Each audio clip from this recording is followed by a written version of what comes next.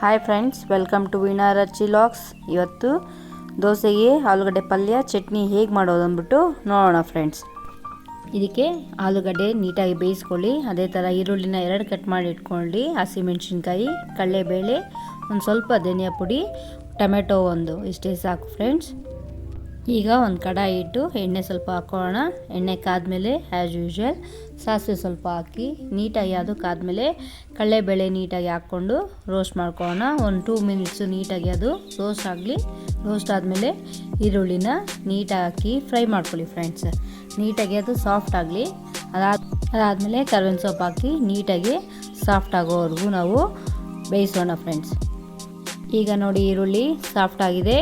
ನಾವು ಹಸಿಮೆಣಸಿನ್ಕಾಯಿ ಕಟ್ ಮಾಡಿ ಇಟ್ಟಿದ್ದೀರಲ್ವ ಅದನ್ನು ಹಾಕ್ಕೊಳ್ಳೋಣ. ಅದು ನೀಟಾಗಿ ಒಂದು ಸ್ವಲ್ಪ ಹೊತ್ತು ಫ್ರೈ ಮಾಡಿ ಇದಕ್ಕೆ 1 ಟೊಮೊಟೊ ಹಾಕಿ. ಇದು ಡಿಫ್ರೆಂಟಾಗಿ ಟೇಸ್ಟ್ ಬರುತ್ತೆ. 1 ಟೊಮೊಟೊ ಚಿಕ್ಕದಾಗಿ ಹಚ್ಕೊಂಡು ನೀಟಾಗಿ ಅದು ಹಾಕಿ, ಅದಾಕಿದ್ಮೇಲೆ ನೀಟಾಗಿ ಸಾಫ್ಟ್ ಆಗೋವರೆಗೂ ನಾವು ನೀಟಾಗಿ ರೋಸ್ಟ್ ಮಾಡ್ಕೊಳ್ಳೋಣ. ಅದು ರೋಸ್ಟ್ ಆಗೋಷ್ಟರಲ್ಲೇ ನಾವು ಏನು ಆಲೂಗಡ್ಡೆನ ಬೇಯಿಸಿ ಇಟ್ಟಿದ್ದೀರಲ್ವ ಅದು ನೀಟಾಗಿ ಸ್ಮ್ಯಾಶ್ ಮಾಡಿಕೊಂಡು ಸ್ವಲ್ಪ ಅರಿಶಿನ, ಇಲ್ಲಿ ಉಪ್ಪು ಸ್ಕಿಪ್ ಆಗಿದೆ ಫ್ರೆಂಡ್ಸ್, ಉಪ್ಪು ಸ್ವಲ್ಪ ಹಾಕಿ ರುಚಿಗೆ ತಕ್ಕಷ್ಟು ಉಪ್ಪು ಹಾಕ್ಕೊಳ್ಳಿ. ಕೊತ್ತಂಬರಿ ಹಾಕಿ ನೀಟಾಗಿ ಮಿಕ್ಸ್ ಮಾಡ್ಕೊಳ್ಳಿ. ಈ ಥರ ನೀಟಾಗಿ ಮಿಕ್ಸ್ ಮಾಡ್ಕೊಂಡ್ಮೇಲೆ ಇಲ್ಲಿ ಟೊಮೊಟೊ ಎಲ್ಲ ಸಾಫ್ಟ್ ಆಗಿದೆ ನೋಡಿ. ಈಗ ಒಂದು ಹಾಫ್ ಸ್ಪೂನ್ ಅಷ್ಟು ಧನಿಯಾ ಪುಡಿನ ಹಾಕಿ ನೀಟಾಗಿ ಮಿಕ್ಸ್ ಮಾಡ್ಕೊಳ್ಳಿ. ಒಂದು 2 ಮಿನಿಟ್ಸ್ ಸಾಕು. ನೀಟಾಗಿ ಮಿಕ್ಸ್ ಮಾಡಿಕೊಂಡು ನಾವೇನು ಪೊಟ್ಯಾಟೊ ಸ್ಮ್ಯಾಶ್ ಮಾಡಿದ್ದೀರಲ್ವ ಆ ಪೊಟ್ಯಾಟೊನ ನೀಟಾಗಿ ಇದಕ್ಕೆ ಹಾಕ್ಕೊಂಡು ಮಿಕ್ಸ್ ಮಾಡಿಕೊಂಡೆ ನಮಗೆ ಆಲೂಗಡ್ಡೆ ಪಲ್ಯ ರೆಡಿ ಆಗುತ್ತೆ. ನೀವು ಒಂದ್ಸರಿ ಟ್ರೈ ಮಾಡಿ. ಈ ಥರ ಡಿಫ್ರೆಂಟಾಗಿ ಟೇಸ್ಟು ತುಂಬ ಚೆನ್ನಾಗಿರುತ್ತೆ ಫ್ರೆಂಡ್ಸ್. ಈಗ ಪಲ್ಯ ರೆಡಿ ಆಗಿದೆ. ಈಗ ಚಟ್ನಿಗೆ ರೆಡಿ ಮಾಡ್ಕೊಳ್ಳೋಣ. ನಾನು ಚಟ್ನಿಗೆ ಬರೀ ಕಡಲೆ ಬೀಜ ಮಾತ್ರ ಯೂಸ್ ಮಾಡ್ತಾಯಿದ್ದೀನಿ.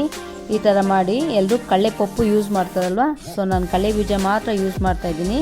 ಇದಕ್ಕೆ ಕಡಲೆ ಬೀಜ, ಒಣಮೆಣ್ಸಿನ್ಕಾಯಿ ಫಸ್ಟು ನಾವು ರೋಸ್ಟ್ ಮಾಡಿಕೊಂಡು ಸ್ವಲ್ಪ ರೆಡ್ ಆಗೋಷ್ಟರಲ್ಲೇ ಒಣಮೆಣ್ಸಿನ್ಕಾಯಿನ ನಾವು ಎತ್ಕೊಂಡು ನೀಟಾಗಿ ಬ್ರೌನ್ ಆಗೋವರೆಗೂ ಅದನ್ನು ನೀಟಾಗಿ ರೋಸ್ಟ್ ಮಾಡ್ಕೊಳ್ಳೋಣ ಫ್ರೆಂಡ್ಸ್.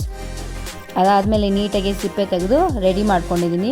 ಈಗ ಸ್ವಲ್ಪ ಹುಣಸೆಹಣ್ಣು ಸ್ವಲ್ಪ ಹಾಕಿ, ಸ್ವಲ್ಪ ಹುಣಸೆಹಣ್ಣು, ನಾವು ಏನು ಒಣಮೆಣ್ಸಿನ್ಕಾಯಿ ರೋಸ್ಟ್ ಮಾಡಿದ್ದೀರಲ್ವ ಅದನ್ನು ಹಾಕ್ಕೊಳ್ಳಿ. ರುಚಿಗೆ ತಕ್ಕಷ್ಟು ಉಪ್ಪನ್ನ ಹಾಕ್ಕೊಂಡು ನೀಟಾಗಿ ಮಿಕ್ಸಿ ಮಾಡ್ಕೊಳ್ಳಿ. ಇದರಲ್ಲಿ ಲಾಸ್ಟಲ್ಲಿ ನಾವು ಬೆಳ್ಳುಳ್ಳಿ, ಕೊತ್ತಂಬರಿಯನ್ನು ಹಾಕೋಣ ನೋಡಿ. ಈಗ ಬೆಳ್ಳುಳ್ಳಿನ ಹಾಕ್ತಾಯಿದ್ದೀನಿ. ಒಂದು ಸ್ವಲ್ಪ ಗ್ರೈಂಡ್ ಆದಮೇಲೆ ಲಾಸ್ಟಲ್ಲಿ ನೀವು ಕೊತ್ತಂಬರಿನ ಹಾಕಿ. ಚಟ್ನಿ ತುಂಬ ಚೆನ್ನಾಗೂ ಕಾಣಿಸುತ್ತೆ, ಟೇಸ್ಟಿಯಾಗೂ ಇರುತ್ತೆ. ಒಂದ್ಸಲಿ ಟ್ರೈ ಮಾಡಿ ಹೇಗೆ ಬಂತು ಅಂದ್ಬಿಟ್ಟು ಕಮೆಂಟ್ ಬಾಕ್ಸಲ್ಲಿ ಮೆನ್ಷನ್ ಮಾಡಿ. ಈಗ ನೋಡಿ ದೋಸೆ ಬ್ಯಾಟರ್ ರೆಡಿ ಆಗಿದೆ.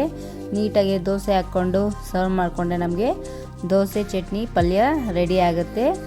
ಈ ಥರ ನೀವು ಒಂದ್ಸಲಿ ಟ್ರೈ ಮಾಡಿ ಹೇಗೆ ಬಂತು ಅಂದ್ಬಿಟ್ಟು ಕಮೆಂಟ್ ಬಾಕ್ಸಲ್ಲಿ ಮೆನ್ಷನ್ ಮಾಡಿ. ನಮ್ಮ ಚಾನಲ್ನ ಸಬ್ಸ್ಕ್ರೈಬ್ ಮಾಡಿಲ್ಲ ಅಂದರೆ ಸಬ್ಸ್ಕ್ರೈಬ್ ಮಾಡಿ. Veena Rachi logs. Bye friends.